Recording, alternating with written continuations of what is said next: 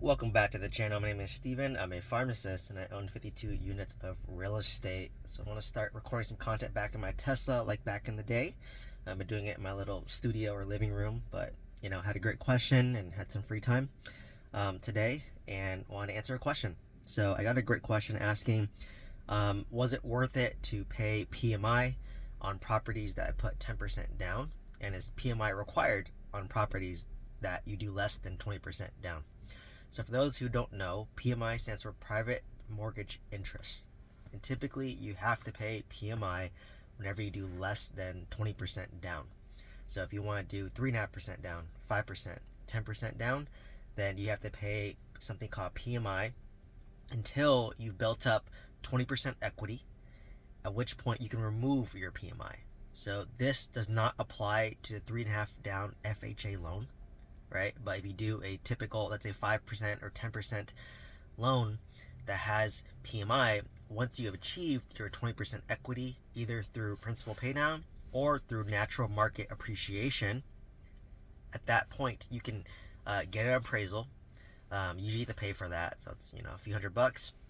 And if they deem that your property has more than 20% equity from principal paydown, from natural market appreciation, at that point you can wipe out your PMI and save some money, right? So I can only share from my experience because each bank is different, but I did have a property. It's my third property that I bought where I put 10% down on the property as a primary residence that I wanted to house hack, and I did have to pay PMI. So this was through US Bank. My aunt was my loan officer, or distant relative was my loan officer, and at the time I put 10% down. This was during COVID. Interest rates were like, I think, 2.75% interest, something very low. And for me, I put 10% down because I bought something for about 800,000, so, or a little bit under 800,000, so like 770. So I had to put around 10% down, which is about $80,000. And I did have to pay PMI of, I think it was $150 a month.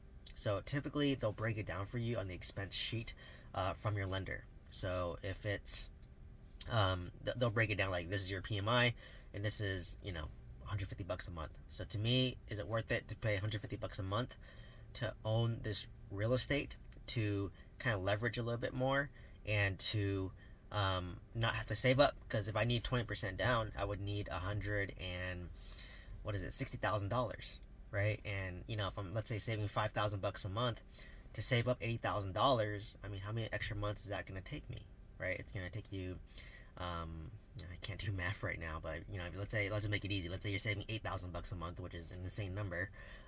It'll take you 10 months to essentially save up that money. So is it worth it to put 10% down to save me from having to save up money for 10 more months, assuming $8,000 a month, which is a lot, right? Realistically, it might be $5,000 a month, which is going to be a lot less, or a lot longer to save up that $80,000. So is it worth it to save myself, let's just call it a year and a half of saving, to buy a piece of real estate and just pay $150 extra a month for that? For me, I think the answer is yes, right? Because in that year and a half that I'm spending to save up that $80,000, interest rates could go up, which would jack up my price. Number two is, over time, there's natural market appreciation. Like, that property ended up appreciating like $100,000 a year and a half later, right? Like, I would have not predicted that, but at that point, if interest rates went up and your value went up by $100,000, you're buying a more expensive house, you're getting a bigger loan, you end up paying $150 anyways, right? So for me, I'm like, don't let not having 20% hold you back. And this is the downside of a lot of people I know, a lot of pharmacists I know. We make good income. They're so fixated on saving 20% down. And for me, I'm like, well, I can save 10% or even 5%, put that down now. My interest rate was 2.7%, which is like less than inflation, right? Even today, I mean, I guess one can argue interest rates are, what's 7%. So like, okay, is it worth it to save up another $80,000? It might take another year and a half, but the house price might go up and interest rates may just go down a little bit. So you really have to like calculate your margin. So for me, at least in California, which is a high cost of living market and has nice appreciation, like, you don't want to wait to buy real estate, right? You just want to get it, assuming you can afford the interest rate, and then hold on to it, and then hopefully, in 7 years, interest rates will hopefully drop, right? Give yourself a big time horizon, and then if you can refinance it, then there you go. That's how you save your money for that. So kind of back to the question, I think for my property that I bought with 10% down, I paid $150 a month in PMI. I think it was totally worth it. I ended up not house hacking it, I ended up renting it out. And I think after about 2 years of making, payments where I paid down the principal and then the market appreciated pretty significantly, I reached out to U.S. Bank, said, hey, I want to do an appraisal. They appraised it, and I have well over 20% equity on the property already. And I bought for $800,000. It's worth about 1.1, 1.2 now. And they basically removed my PMI after 2 years, and now I'm saving $150 a month. And then I raised the rents on the tenant too by $300 a month. And I'm still below market. So now I have a margin where I cash flow a bit better, right? So that's why real estate's kind of a long-term game. So to kind of summarize, I think the PMI was worth it because not only did it save me a year and a half of saving up $80,000, number one. Number two is I actually removed the PMI after 2 years because I built up 20% equity. And number three is that I, basically in I think 2 years from when I bought it, interest rates went up, right? So interest rates were not 2.75% anymore. It was maybe like, well, actually, that was 2023 when interest rates were like, 5 to 6%. So not only did interest rates go up from 2.7 to like 5 to 6%, but number two, the value went up by like over $100,000. So that's a double whammy, right? So that's what I mean. Like, if you're just ready to buy the real estate, just try to get in with leverage as much as you can, right? And make sure you can afford that payment. And they'll qualify you. The lender will qualify you to make sure that your debt to income is good enough to cover that, right? And if you don't qualify for 10% down, then maybe you put 15% down or 20% down, whatever that looks like, right? You don't know until you do it. So that's one property. I bought another property, which is my San Francisco property in 2019, for $1.1 million. I put 10% down. This is also through U.S. Bank, and I didn't have to pay any PMI. Like, there was a jumbo loan program going at the time, and I could put 10% down. You have to have a certain credit score. So I have a good credit score, full disclaimer, like it's over 800. And I have work at high income W2. So the loan was kind of carried to those people, and I basically bought that property 10% down. I think my interest rate was 3.75, jumbo loan, and I have no PMI in that property. And it's great, right? Like, if you don't have PMI, great. So it is possible, but it just depends on what loan programs you have available, and you don't know until you ask a loan officer, right? And you have to talk to multiple banks. So I bought a property 10% down where I paid no PMI. I brought a property 10% down where I did pay PMI that I removed after 2 years. And then for my primary residence, I put 5% down on a $900,000 property. So I pay PMI in this property.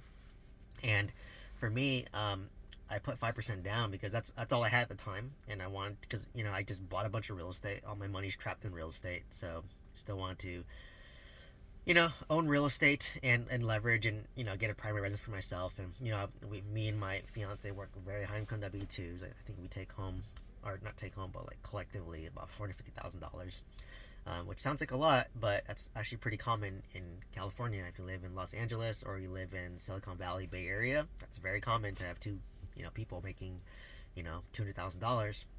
But things are more expensive, right? It's not like living in like Oklahoma or Alabama where it's significantly cheaper. Like, if I was taking home or grossing $400,000 and I was living in Alabama, I'd be retired right now, right? So there's always a thought I can move into my Alabama property, pay that off, and I think the payment's only like $1,300 a month. That's cheap, but then then I have to move to Alabama. So anyways, I put 5% down on my primary residence, and I do pay PMI as well. And I think the PMI is, I want to say it's $200 or close to $200 a month extra. And like I said, you can play around. So assuming you qualify, you can ask your lender, like, hey, run the scenario. If I put 5% down, what's my PMI? If I put 10% down, what's my PMI? If I put 50% down, what's my PMI? And sometimes it's not that significant. Like, I think I did it for 5% versus 10%, and it was the difference of like $20 a month. And I think I put like 10% down on 100,000 would be 90,000, but I put down about 45,000.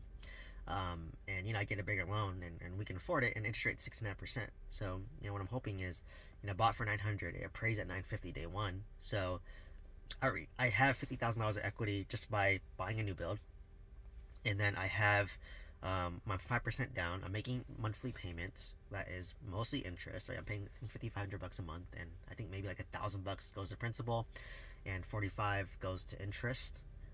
So over time that'll go, and then as they build more phases, the prices of the homes are organically going up every single time. So I'm hoping by the time, maybe in 2 years or 3 years or 4 years, when they sell enough homes and there's natural appreciation, I can reach out to the lender and say, hey, can you reassess my value of the property? And then if it reaches 20% equity, I can remove my $200 a month in PMI, right? So, um, that's kind of my experience at PMI. So, moral of the story is like, don't let PMI hold you back. I mean, obviously, if you can do 20% down, great. But if you find a good deal now where you can put 5% down, 10% down, I'd rather have you pull the trigger, and then you can wipe out your PMI in like 2-3 years once you've had principal pay down, once you have appreciation, right? So, don't let it hold you back and just ask. Like, I know a lot of people are so fixed. Like, my parents are so fixated on 20% down. And I'm like, no, like, just do 10% down. And you can buy another house 10% down. Buy two houses 10% down versus one house 20% down, right? Especially when you're in the scale phase. When you're in the stabilization phase like me, maybe you don't want to do that, right? So, don't let it hold you back. Anyways, great question. Hopefully, this answers your question. Let me know if any further questions. If you're interested in buying multifamily real estate with some guidance, check out the mentorship program down below. Otherwise, please like, comment, subscribe. Hope to see you next one. Thank you so much.